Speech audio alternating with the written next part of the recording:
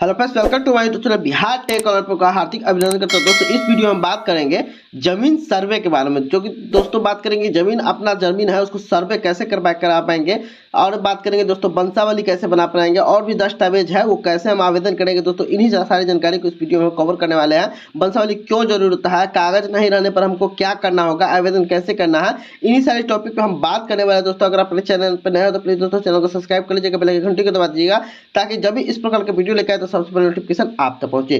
तो देख सकते हैं दोस्तों मेरे पास एक दैनिक जागरण का एक पेपर का कटचिट है, जो कुछ इस प्रकार से है। यहाँ पे लिखा हुआ है दोस्तों, जमीन सर्वे आप खुद से बनाए वंशावली दस्तावेज के साथ जमीन की घोषणा करें।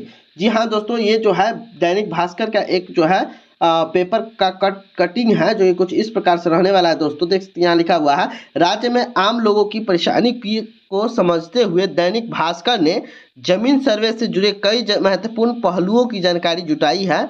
जमीन सर्वे के लिए किसी को भागदौड़ करने की जरूरत नहीं है, खुद से अपनी वंशावली बनानी है। जमीन के दस्तावेज के साथ खुद घोषणा करनी है। सर्वे अधिकार अपने आपके गांव में जाकर दस्तावेज की जांच करेगी। जमीन के दस्तावेज और दखल कब्जा के आधार पर नया खतियान बनाएंगे। जी हाँ दोस्तों, यहाँ पर लिखा हुआ है जमीन के दस्तावेज और दखल कब्जा के आधार पर नया खतियान बनाएंगे। अगर जमीन आपका पास पेपर नहीं है और दखल में है तो वो जाके वहाँ पर खुद ही पेपर बना देंगे।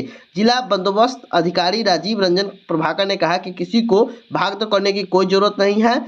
अपने जमीन के मालिकाना हक से संबंधित को कागजात है उसको जमा कर प्रापत्र 2 में घोषणा करें। प्रापत्र 3 में वंशावली का स्व घोषणा करनी है। सर्वे अधिकारी जांच करेंगे। जांच के दौरान सही पाए जाने वाले को नया खतियान बनाएंगे। जी भी हाँ बिल्कुल दोस्तों, जैसे ही अधिकारी लोग आएंगे वो सर्वे करेंगे, जांच करेंगे और इसके बाद आपका नया खतियान जो है वो बनाकर दे देंगे।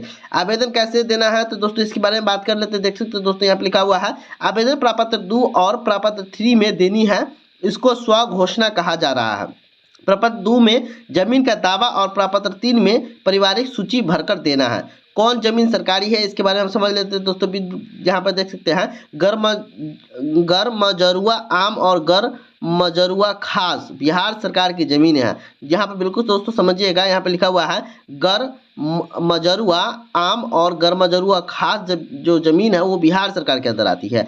वही कैसर ए हिंदी जमीन केंद्र सरकार की है। इस जमीन की खतियान सरकारी है। यहाँ दोस्तों इस जमीन की जो खतियान होगी वो सरकारी होगी। वंशावली क्यों जरूरी है तो इस पर बात कर ले दोस्तों। तो वंशावली आपको क्यों जरूरी है, वंशावली इसलिए जरूरी है, देख सकते हैं दोस्तों यहाँ पे लिखा हुआ, वंशावली को पारिवारिक सूची कहते हैं। इसके जरूरत नाम ट्रांसफर के लिए है। इसको खुद बनाकर देनी है। सर्वे अधिकारी गांव में जाकर जांच करेंगे।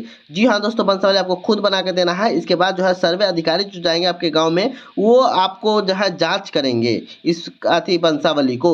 इसके बाद बात अगर दोस्तों अगर आपके पास कागजात नहीं है तो उस टॉपिक में बात करते हैं। तो यहाँ पे देख सकते हैं दोस्तों लिखा हुआ है कि जमीन का दावा करने वाले व्यक्ति के पास जमीन का कागजात नहीं है।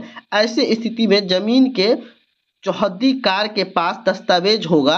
सर्वे अधिकार के द्वारा खोजा जाएगा। अधिकार दावे का सत्यापन करेंगे। दावा सही है तो खतियान बनेगा। जी हाँ दोस्तों, अगर आपके पास जमीन है और आपके पास कोई कागजात नहीं है तो आपको दखल में होगा तो ही जाके आपका जो है चौहद्दीकार आएंगे, जो सर्वे अधिकारी हुए आएंगे वो जो चौहद्दीकार के पास जाके जमीन के पास जाके चारों कोना अगर देखेंगे, इससे सर्वे के अधिकार के द्वारा खोजा जाएगा।